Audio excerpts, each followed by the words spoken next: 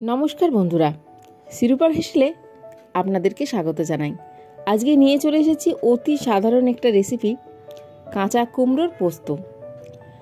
এই রেসিপিটা অনেকেই হয়তো খেয়েছেন, আবার অনেকে খাননি। যারা খাননি তারা রেসিপিটা দেখে নিন, আর আমি কিভাবে বানাই সেটা শেয়ার করব বলেই এখানে নিয়ে এলাম রান্নাটা। কড়াইটা গরম করতে বসিয়ে দিয়েছিলাম, তার মধ্যে দিয়ে দিয়েছি সর্ষের তেল। কড়াইটা আগে থেকে গরম করে নিলে সর্ষের তেলটা খুব তাড়াতাড়ি গরম হয়ে যায়। এটা আর নতুন কথা কি, অনেকেই জানেন, তবু যারা জানতেন না তাদের জন্য বললাম। আর ডুমো করে রাখা আলুগুলো এখানে দিয়ে ভাজতে শুরু করে দিয়েছি।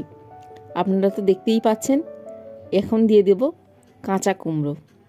কাঁচা কুমড়ো সারা বছরই টুকটাক পাওয়া যায় বাজারে, তবে এই সময় এই শীতের শেষ বেলায় খুব ভালো কুমড়ো পাওয়া যাচ্ছে।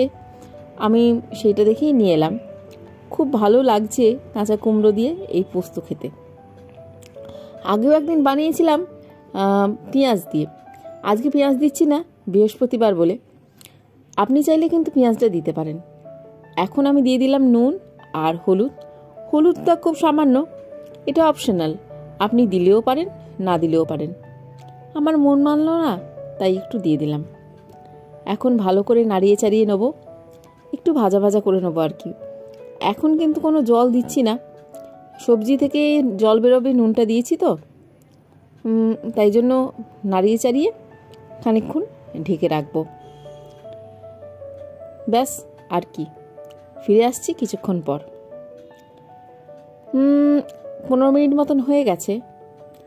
দেখছি সবজিগুলো ভালোই সেদ্ধ হয়ে গেছে, আর সবজি থেকে যে জলটা বেরিয়েছিল সেটাও শুকিয়ে গেছে। রান্নার আর বেশি বাকি নেই। আর আপনি কিন্তু লো ফ্লেমে ঢাকা দিয়ে রাখবেন, নইলে কিন্তু পুড়ে যাওয়ার চান্স আছে। আর রান্না করার সময় ফ্লেমটা, সেদ্ধ করার সময় বিশেষত লো করে রাখেন তো গ্যাস খরচা কম হবে। পোস্তটা বেটে নেব। দিয়ে দিয়েছি কাঁচা লঙ্কা। প্রথমে মিক্সিতে পোস্তটা শুধু ঘুরিয়ে নেব, তারপর সামান্য জল দিয়ে বেটে নেব। অনেকেই হয়তো জানেন এভাবে পোস্ত বাটলে ভালো হয়, তবু যারা জানেন না তাদেরকে বলে দিলাম। আর পোস্ত কিন্তু খুব মূল্যবান জিনিস, মানে খুব দামি আর কি। তাই জন্য মিক্সির বাটি ধোয়া জলটা কখনোই ফেলবো না, রান্নাতে ব্যবহার করে দেবো।